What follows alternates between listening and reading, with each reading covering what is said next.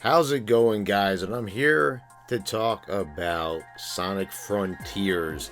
Now, this was another Sonic related item that was announced at the Game Awards, the cringiest of all shows. So, as I said, if you watched my Sonic the Hedgehog 2 movie trailer reaction video, I did not watch the Game Awards. I probably did what the majority of people did and just check this out on YouTube to see what the reveal trailer was like.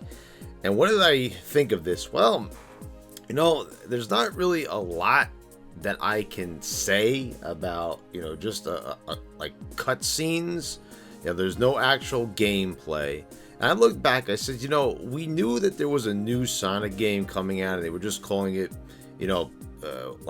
by the working title, the Sonic 2022.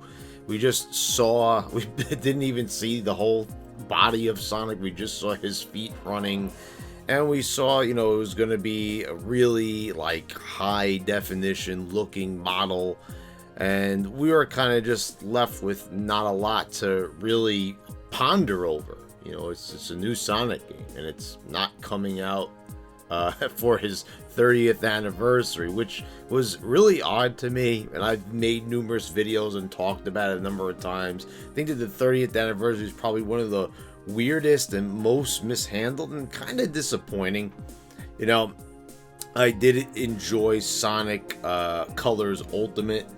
I didn't really experience too many glitches with it. It was a genuine good time. It didn't look as good as I thought it was going to, and I think they could have added so much more to it. It's kind of like one of the most confusing remasters ever. I mean, it was nice to have it on the modern console, and it looked nice and clean and everything, but they've shown that, like, modders had done better. Like you could play a better version of Sonic Colors on Dolphin, or, on an emulator, and that right there was kind of like an eye-opener. It shows kind of like what's going on with the Grand Theft Auto Definitive Edition, that you've got modders who can do better than actual game developers. It seems it's kind of startling. Where they drop the ball, it seems like the fans pick it up and run with it. And they run with it quite a ways. But, anyway, we saw this back in May, actually. And that's, like, so far, like, off in the distance now.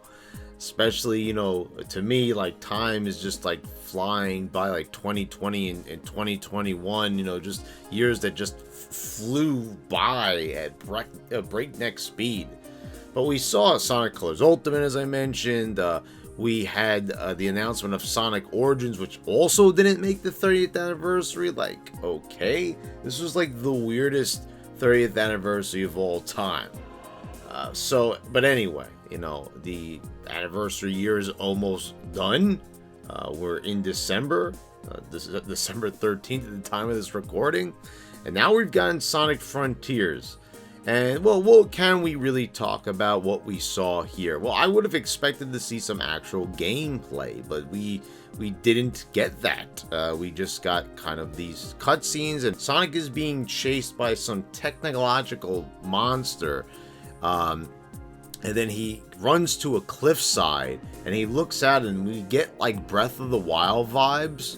But definitely it looks like the art style is going to be better. If these environments look very similar, in the in-game graphics, I'll be happy. I'm not expecting that, but if we do, this gave me, I shouldn't really use Breath of the Wild because we have other examples that we can compare it to, such as the Mystic Ruins from Sonic Adventure. This looked like an expanded Mystic Ruins to me, and I've always been a big Hub World fan. I always enjoyed running around in Mystic Ruins. It's, I know, kind of weird. I know a lot of people, especially if you hate the Hub Worlds, you'll think it sounds odd that I would enjoy such a thing, but yeah, it was always an interesting, like, place, and it made sense to have a big open area that Sonic could run around in.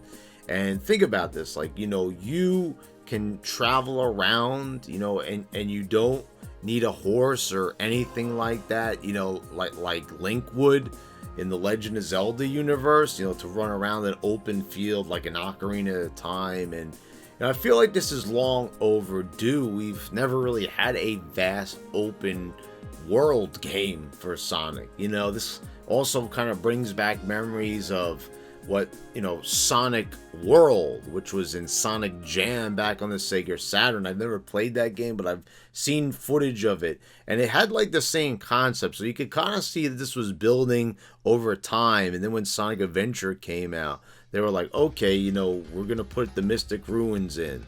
And then some people didn't like these hub worlds because they were gone in Sonic Adventure 2, but then they came back in Sonic Unleashed, which gave me much joy.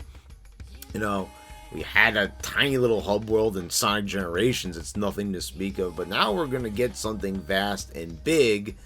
And oh yeah, and you could even compare it to they have the open field in Sonic 06, which was big and huge and not really too populated. When you go outside the city, you could run around this open field, but like I said, it left a lot to be desired. But Ruins has always been a big thing in the Sonic universe, so to see this happen, and be fleshed out is very interesting to me, and it really gets the mind going. So I guess there is more to say than I really thought when you think about it. I mean, it's kind of just like speculation.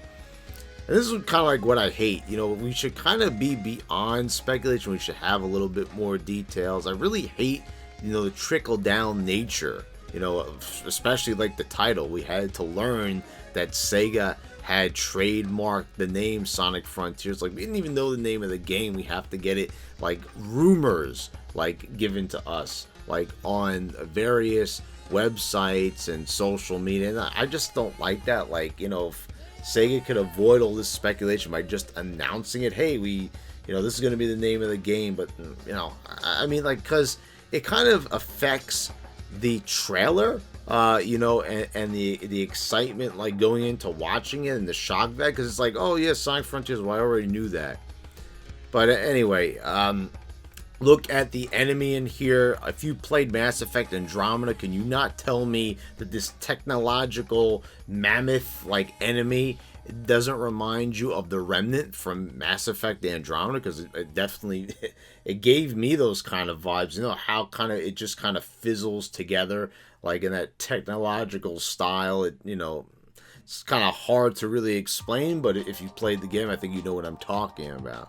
So I'm pretty excited for this. As anything Sonic. I mean, I hope it delivers. In ways that like Sonic Forces didn't. I didn't hate Sonic Forces.